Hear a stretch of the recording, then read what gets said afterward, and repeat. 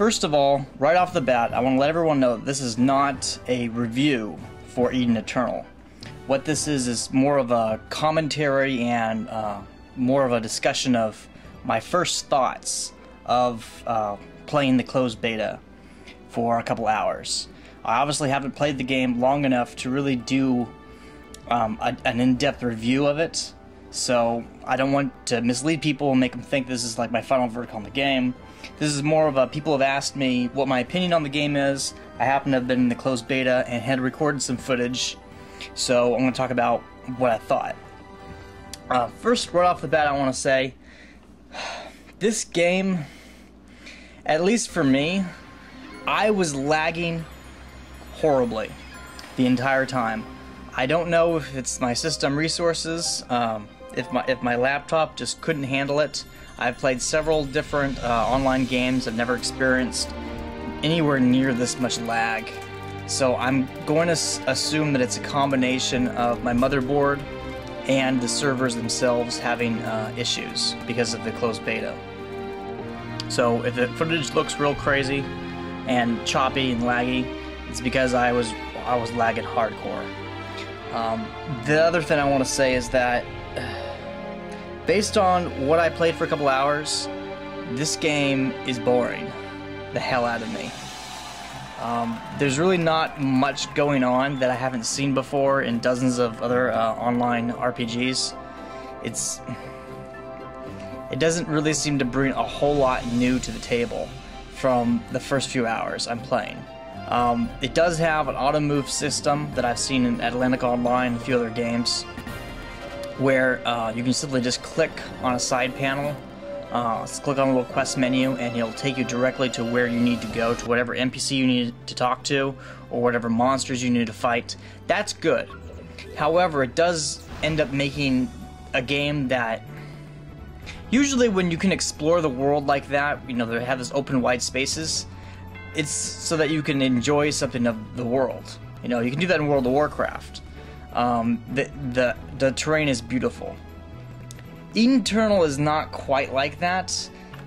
It's kind of dull, and you really are just running around all over the damn place unnecessarily, I think. It's just, there's really not much new. I guess it's supposedly novel that you can switch classes whenever you like. I imagine this was done to capitalize on a similar mechanic used in the latest Final Fantasy MMO, but it's just not doing it for me. Personally, I think a lot of people, they don't like to play every class in the game. They only like to play certain types of characters. For example, I prefer melee-oriented characters, and if I was to play this game seriously, I would not really enjoy having to play casters just to unlock other classes. I wouldn't want to do that. I just don't enjoy that type of gameplay. Range fighters. So this definitely is going to have its niche audience, I'm sure, but I'm probably not going to be among that audience. I wish I could have commented more on the ability to build your own town, but I was never able to get to that point in the game. After several hours, I was confronted with my first dungeon quest, which was absolutely, I couldn't complete it because, first of all, I was lagging so hard. I couldn't find anybody to group with because everybody else was lagging really hard too, and trying to discuss stuff with them.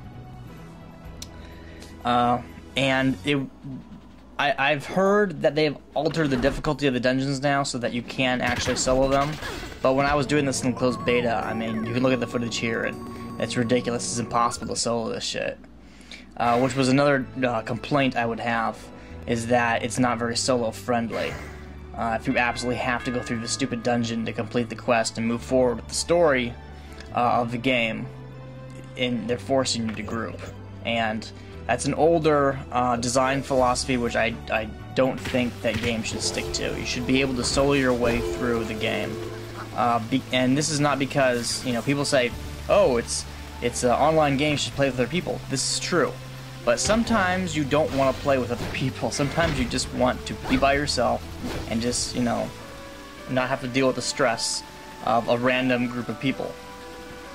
So it should be possible to, at any point in the game, be able to solo and earn, you know, to progress in the game. I think you should be able to. I'm not talking about, you know, raiding by yourself, but just level grinding, you should be able to do that just fine by yourself. And if this game gets released with still the forced partying, that would be a strike, in my opinion. Gameplay-wise, the game utilizes some sort of combo system. I didn't, you know, go very far in the game, but it seemed, at least as far as melee characters were concerned, a lot of the skills seemed designed to combo off of one another, which I think is a plus, but certainly had been seen before in games, so it's not terribly novel in and of itself. Based on what I saw here, this game doesn't really have anything new to it, other than the ability to switch classes. But as I said, this is something that was highly publicized already by Square when they made their latest Final Fantasy. It's like, what, Final Fantasy 14, 13? I'm losing track of the numbers, honestly, off the top of my head. I'm not even keeping track. I think it's 14. Yeah, 13 was the last single-player game that everybody hated, right? That's right. So it's definitely 14. Isn't that kind of weird that they're numbering the online versions of the game? You know, everybody else just says, you know, just puts online at the end of their franchise. You know, Shin Megami Online. And they're actually numbering the Final Fantasies, which I think is just stupid. The only ones that should be numbered are single-player games with actual storylines that you can follow and characters you can relate to, not the silent protagonist MMO character. You know, but that's just my opinion. I'm getting off track. The point is, this is what the gameplay was like.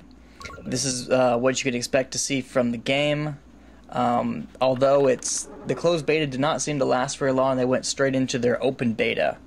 But it seems that they're really fast tracking this game to go gold here, and I doubt that much of the game's core design is going to change, especially with how heavily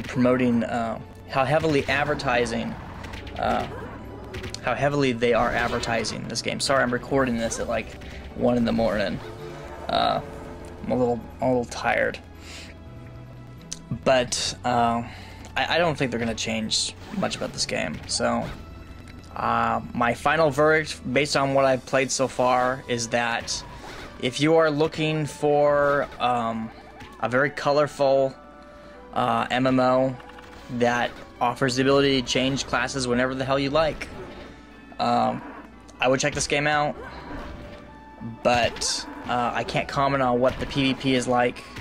I can't comment about the building your own town feature that's been heavily promoted in the ads, as I did not get a chance to get that far in the game because, again, the lag was just too terrible whenever I tried to get online and go any further in the game and try to solo this dungeon that was just impossible.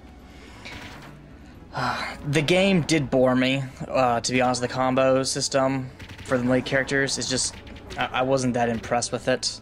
It seemed like the tutorial zone lasted much longer than it really should have.